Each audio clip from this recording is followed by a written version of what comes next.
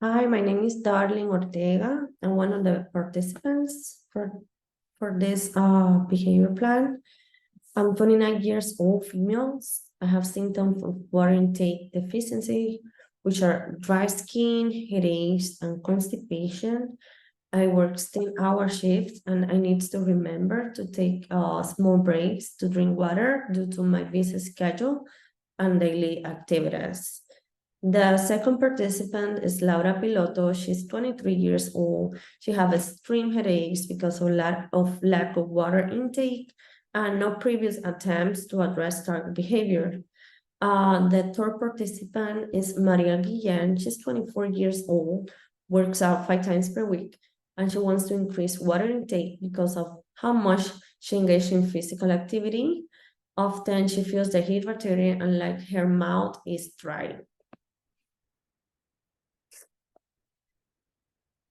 In relation to the rationale for intervention, lack of water intake in our everyday life will be the rationale for the intervention.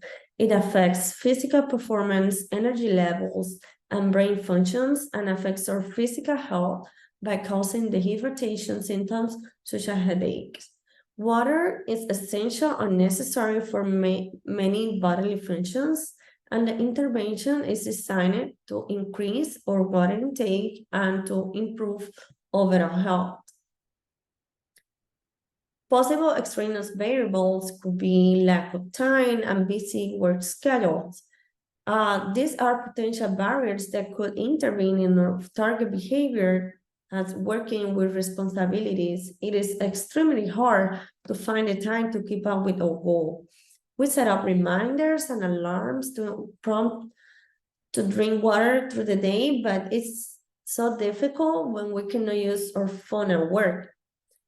Possible ethical considerations could be fidelity of the data, since we would be collecting data for our own behaviors and could lead to altering data. Also, I forgot to say that the setting would be home, work, whenever we are depending on the schedule. The functional assessment conducted by the group utilized an observation assessment. The assessment tools include data observation, self-monitoring logs, the ABC data collection. For the ABC data collection, each member wrote down what occurred before, during, and after the behavior. Each group member recorded water consumption, including type and frequency, through self-observations at different time points during the day. The goal was to understand our current water intake habits, to identify patterns and establish a baseline to develop an intervention plan. The group's baseline water consumption ranged from 60 to 80 ounces per day, which was lower than the intent target of 125 ounces. Observation showed specific patterns in water intake behaviors. For instance, being unable to access water, consumption of other beverage, reactive drinking when feeling thirsty were identified as factors affecting their water intake. Excuse me. These factors were hypothesized to contribute to the group's lower water intake. It is hypothesized that safe behaviors are escape maintained. Individuals will increase consumption of water to 125 ounces. Examples include drinking from any bottled beverage, cup, glass, or similar containers. Non-examples include drinking soda, tea, milk, coffee, energy drinks, alcoholic drinks, or any other beverage or liquid that is not considered water. The intervention goal will be 15.5 cups or 125 ounces of water per day. The master criteria will be met once the target behavior goal is met for 30 consecutive days. Dimensions of behavior that we will track would be frequency.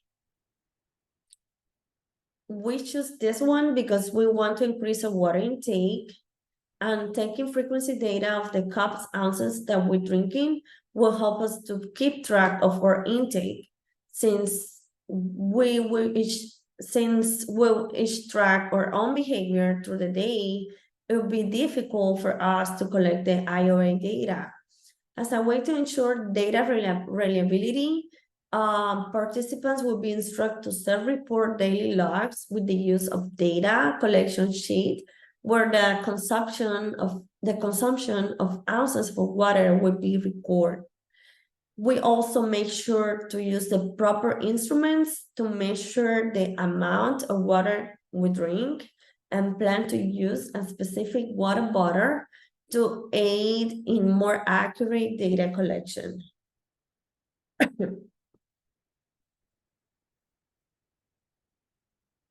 Hi, my name is Mariel and I am a participant in this project.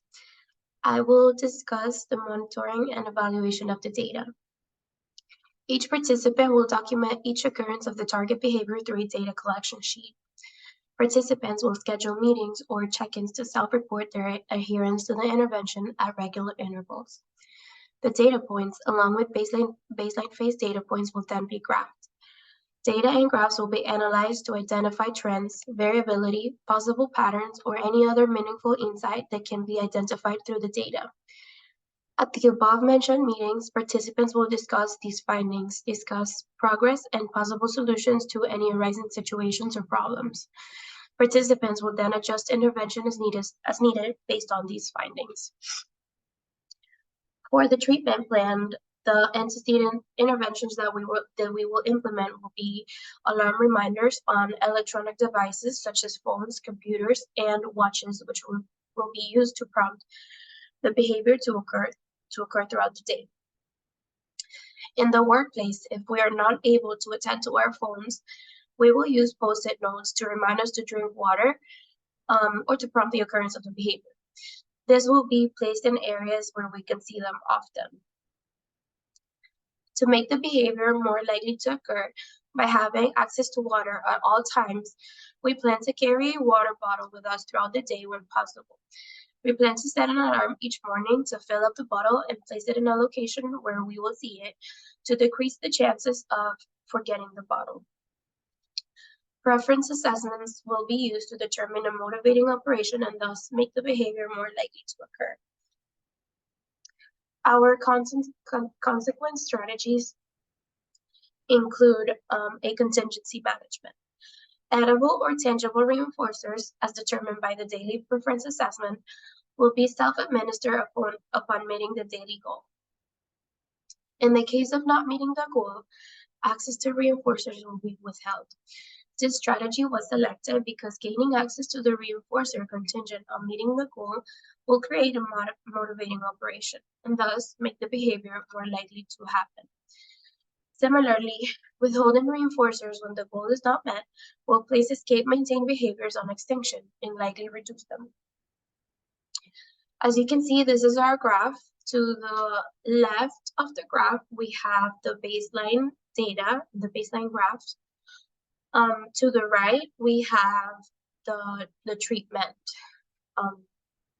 data, the treatment graph. As you can see, our participants have different icons to represent them. For Laura, it's a circle. For Darlene, we have a square.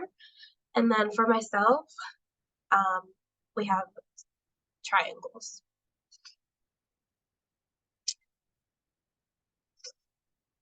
So for myself, my baseline water intake was around 60 to 80 ounces from September 18th to the 25th.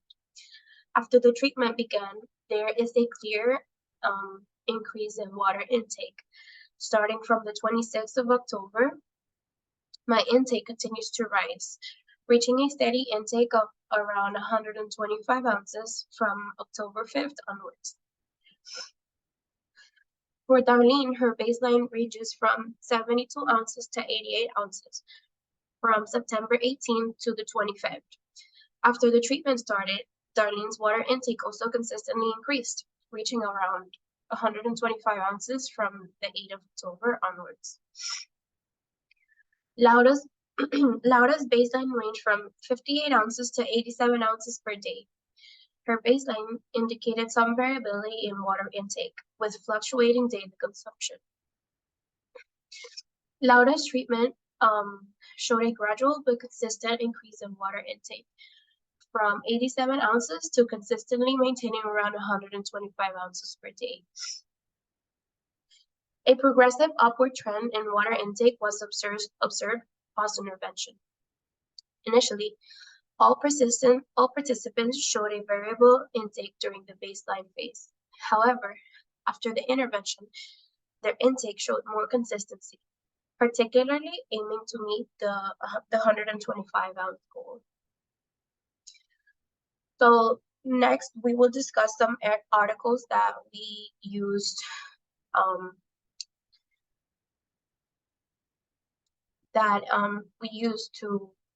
to design our treatment. The first one is increasing on-task behavior in students in a regular classroom. Effectiveness of self-management procedure using a tactile prompt.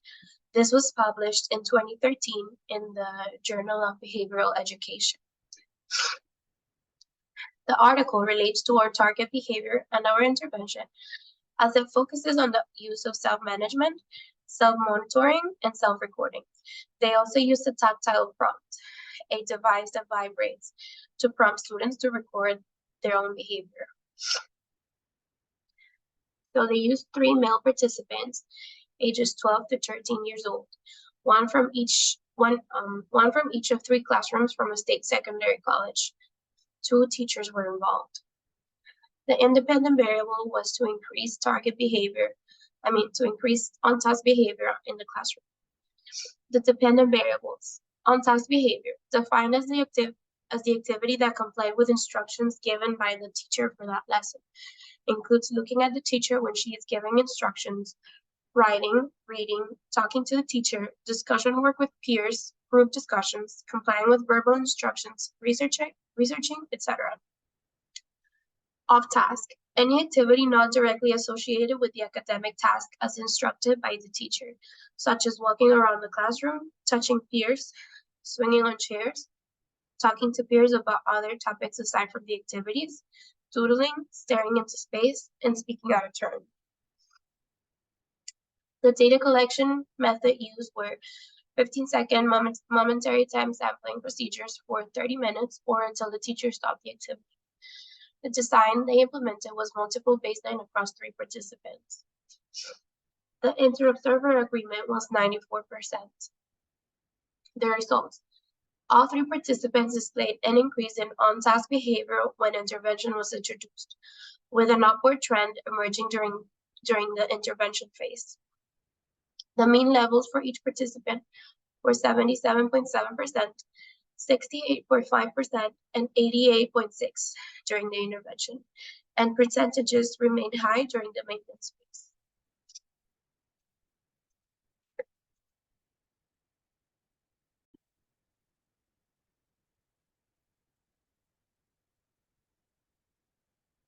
Hello, my name is Laura, and I'm going to be talking about the article summary and the results and conclusions of our intervention.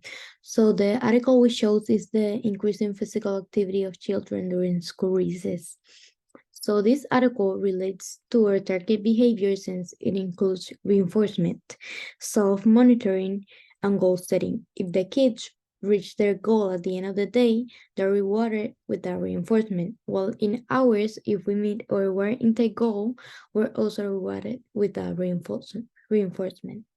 So in this case, subjects were recruited from one third grade classroom.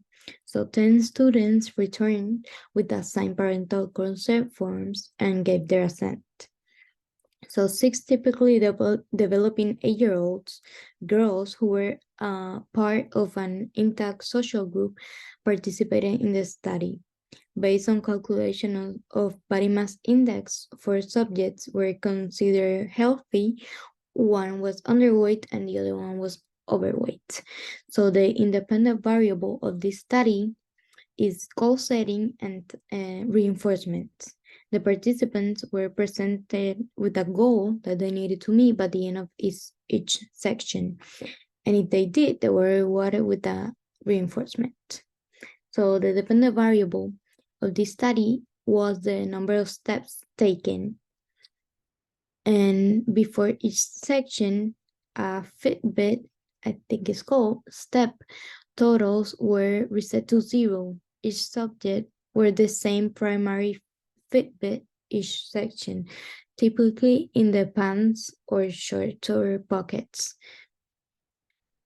So both studies share a common focus on behavior modification through the implementation of contingency management and strategies.